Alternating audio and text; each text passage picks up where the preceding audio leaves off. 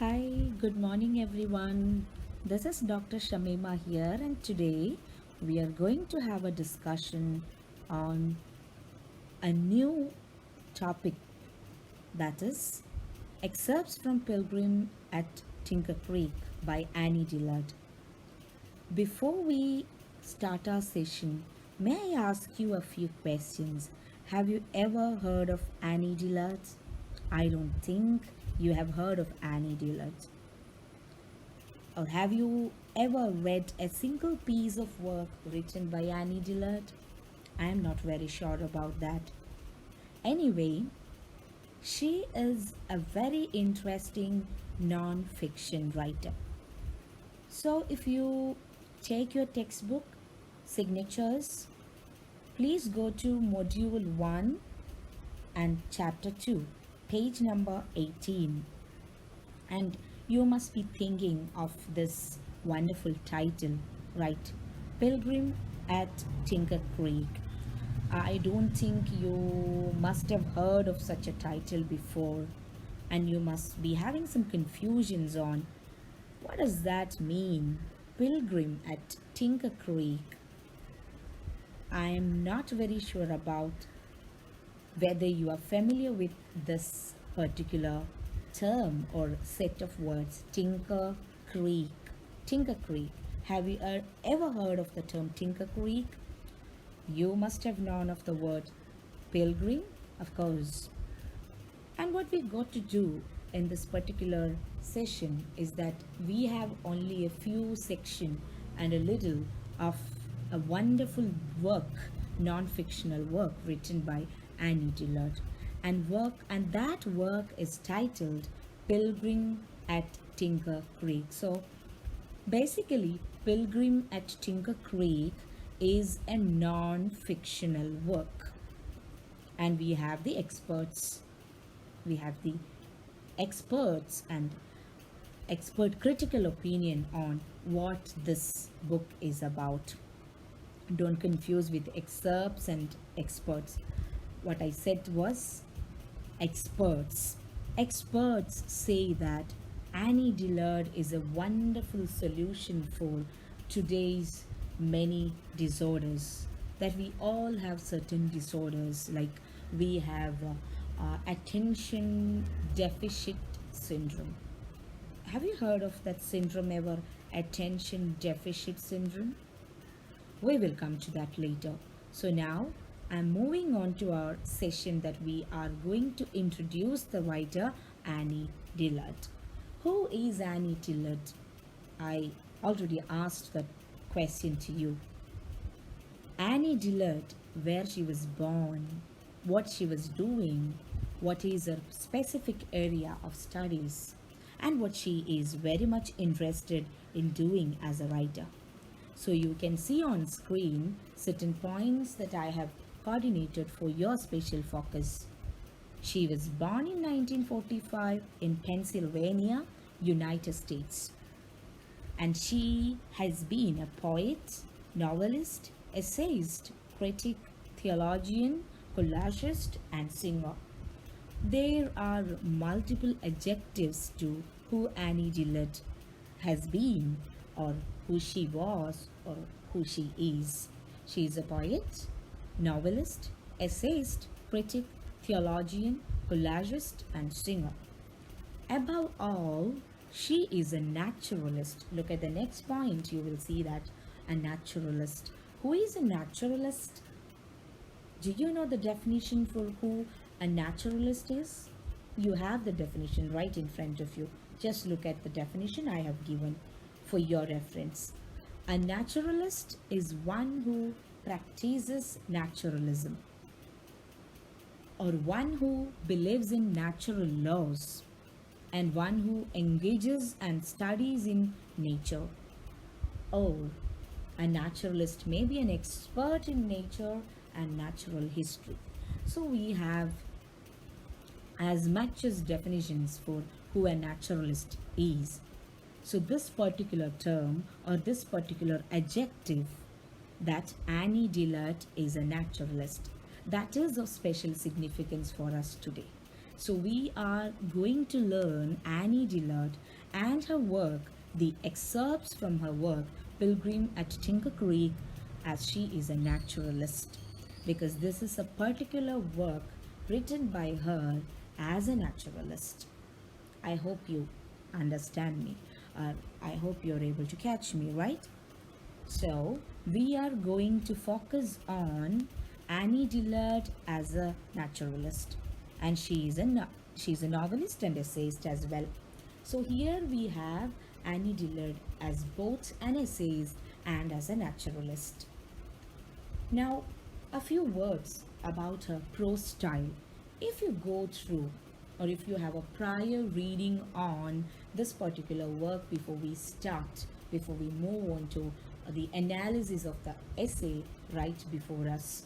So, if you go through her prose, you will be wondering for her quality of writing that she is having a lot of poetic potential.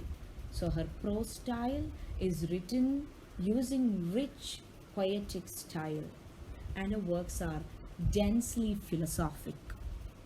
And she always writes about strange things from nature, and she presents it in a familiar way. So, this is the specificity of her writing, of a prose style. Whenever you look at a writer, whenever you read a writer, whether it is a fiction, whether it is a non-fiction, whether it is a pure piece of prose or it's a form of poem, what you should look at is that you should look at the style of the writer, the writing style of the writer. So here you will wonder, this work, this excerpt is not simply about a description about nature. Instead, she has written it in a rich poetic style, and we get a lot of philosophy from her writing. So she talks about nature, natural phenomenon, creatures on earth, the movements and moments of natural natural principles. So this is how we understand her prose style. Now, next point, a theologian on a pilgrimage into nature. What do you understand by the term? She is a theologian on a pilgrimage into nature. So now you can connect this description of her with the title. You can connect it with the title of the work, Pilgrim at Tinker Creek. So let me explain why there is the word pilgrim. Who is a pilgrim? You know, a pilgrim is someone who sets on a journey into the path of God. Somebody who is in search of God.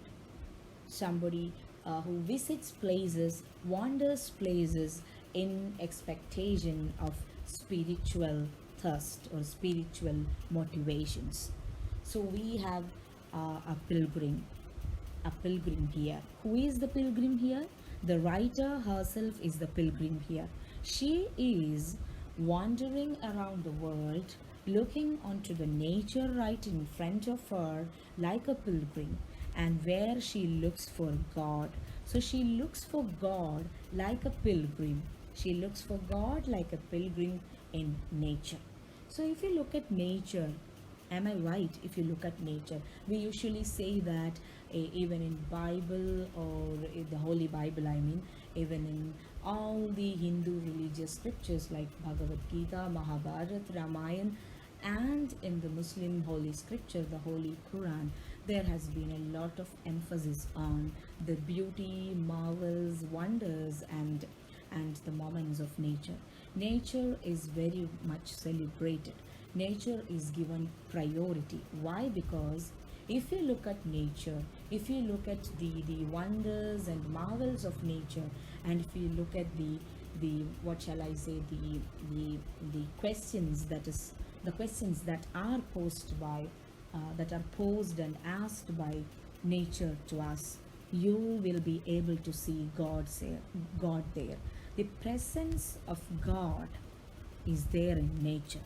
So here Annie Dillard, like a pilgrim, is roaming around various places where you have deep nature, where she can see deep nature, and she understands and analyzes nature like a pilgrim, or she is on a pilgrimage to the path of God, where there is God. So nature is equal to God. So that's how she becomes a pilgrim. So pilgrim at Tinker Creek, and I will explain the title later, but here I would like to give you small hints at the title. Tinker Creek is nothing but the name of a place in Virginia. Tinker Creek. And what is creek? Creek. Creek. It is a word which has a word meaning. A creek is a waterway. വെള്ളം വരുന്ന ഒരു വഴി. ഒരു അരുവിയുടെ ഒരു ചെറിയ ഭാഗമാവാം, ഒരു കടലിൻ്റെ ഭാഗമാവാം, ഏതെങ്കിലും ഒരു പുഴയുടെ ഒരു ചെറിയ തീരമാവാം. So creek is nothing but a waterway where you have a small collection of water. So the title Pilgrim at Tinker Creek. So I'm coming back to I already discussed the appropriate nature of the title, and now I'm going to connect it with the author. So we were discussing the point, look at the slide, a theologian on a pilgrimage into nature. So she has already done, or she has already made her pilgrimage, like a scientist, like a naturalist, like a poet, and like a novelist. She has already made her journey into nature, and she observed nature like a theologian. A theologian is someone who studies religion. So she looks at nature from various angles. So she becomes a pilgrim, she becomes a spiritualist, she becomes a naturalist, and she becomes a theologian. So her journey is made. Now we have the collection of observations written by her. This non-fictional collection is titled Pilgrim at Tinker Creek, and we have only one portion from that particular book. And here what she does is this. Look at next point. She observes and scrutinizes nature with monastic patience. So this is not simple patience. If you really want to see the movements and pulses and beats of nature, you have to observe it for many hours, for long hours, not for 5 minutes or not for 10 minutes. A little time will not do to see the moments and wonders of the nature. So she scrutinizes. So after observation, she scrutinizes. Scrutinizes means analyzes nature with monastic patience. What is monastery? Monastery, monastic, ഈ ബുദ്ധ സന്യാസിമാരൊക്കെ ജീവിക്കുന്ന സ്ഥലമുണ്ടല്ലോ, ഒരു മഠം പോലെയുള്ള സ്ഥലമാണ് monastery എന്ന് പറയുക. അവിടെ ഒരുപാട് മങ്സ്, MONKS, മങ്സ്, സന്യാസിമാർ ജീവിക്കുന്നുണ്ടാവും. അവരുടെ പ്രത്യേകത എന്താണ്? What is so special about monks in monastery? They will have a lot of patience. തീവ്രമായ ക്ഷമാശീലം, ക്ഷമ, പേഷ്യൻസോടുകൂടി മാത്രമേ അവർ കാര്യങ്ങളെ കാണുള്ളൂ. They'll be looking at every problem in the world from patience, or using patience, with patience, or they will be thinking about all the origins of the creatures in the world, how we are born or how we were born, how all the creatures in the world were born. They will be looking at all these with a lot of patience. So she's quite like a monk, like a monk who is having a lot of patience. So she spends, which simply means our writer Annie Dillard spends a lot of time observing, analyzing, scrutinizing, and enjoying the spiritual pleasures and spiritual positive energies given by the nature. She enjoys nature. She is deriving spiritual understanding and positive energy from nature. So that's all about Annie Dillard. So I think you might have now a good idea about who Annie Dillard is. We discussed where she was born, and what are the titles she has as a writer. We describe her using a lot of adjectives. Now, how she becomes a naturalist, and what is the quality of her prose style, and what does the title mean. These were the things that we discussed in this particular module, I mean the slide. Moving on. Now, a brief discussion on her academic life and what are her major works. So, to speak of her academic life, she has been a lecturer in Wesleyan University in Connecticut. Connecticut is another state, another place in United States. So, Virginia, Connecticut, and Pennsylvania, these are some of the places in United States. Okay. Now, to her credit, she was awarded the Pulitzer Prize. That is a bigger prize. You can Google and find out what is Pulitzer Prize. These are writers for these are award for particular and specific writer of quality. So Pulitzer Prize for Pilgrim at Tinker Creek. So the work that we are going to study has already been received the great prize called Pulitzer Prize. This is a non-fiction book published in she got the award in 1975. Okay, she got in 1975. The award was received in 1975. A non-fiction book in 1975, and the book was published in 1974. I didn't mention it on the screen, but you can see, you can read and understand it from your textbook. You have to look for page 19, and you will see there are her major works are mentioned there in the introductory part. So these are her major works. I mention a few. Tickets for a Prayer Wheel, Living by Fiction, Teaching a Stone to Talk, The May Trees, The Abundance. These are some of the beautiful works on nature and her spiritual and naturalist philosophy, and on her naturalist philosophy. Right. Now, what is she? What is the thing that, what is the philosophy, or what is the power that she gives us? You can see. Next point, her works are a perfect antidote. What is an antidote? Antidote is a kind of solution. ഒരു മറുമരുന്ന് എന്നൊക്കെ നമ്മൾ പറയാറുണ്ട്. Antidote, a medicine, or a remedy, ഒരു മറുമരുന്ന്. Her works are a perfect antidote for an epoch defined by mass attention deficit disorder.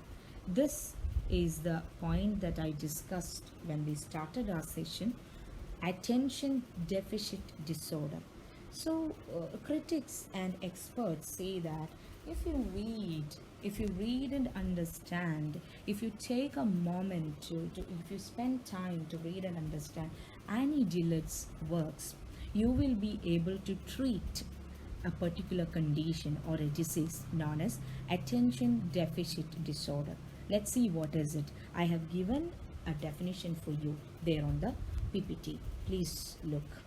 A condition in which finding difficulty in bringing attention to something due to impulsiveness and hyperactivity. What does that mean? So, attention deficit disorder is a condition in which you find difficulty, or we find difficulty in bringing attention to something due to impulsiveness and hyperactivity. So the problem is that these days we are quite unable to focus on a particular thing. Our attention is easily distracted. Am I right? We don't focus on things. We don't focus and do things. We have a lot to focus out there. We have the WhatsApp, we have the Facebook, we have that, we have this. So what is the real problem? We are now multitaskers. So we need to be hyperactive. Sometimes we go very impulsive. എടുത്ത് ചാടി പെരുമാറുന്നവർ, സംസാരിക്കുന്നവർ, അതുപോലെ വളരെ hyper ആക്റ്റീവായിട്ടുള്ള ആൾക്കാർക്ക് ഒരു problem ഉണ്ടാവും. അവർക്ക് focus ചെയ്ത് ശാന്തമായി പേഷ്യൻസോടുകൂടി ഇരുന്ന് വായിക്കാനോ എന്തെങ്കിലും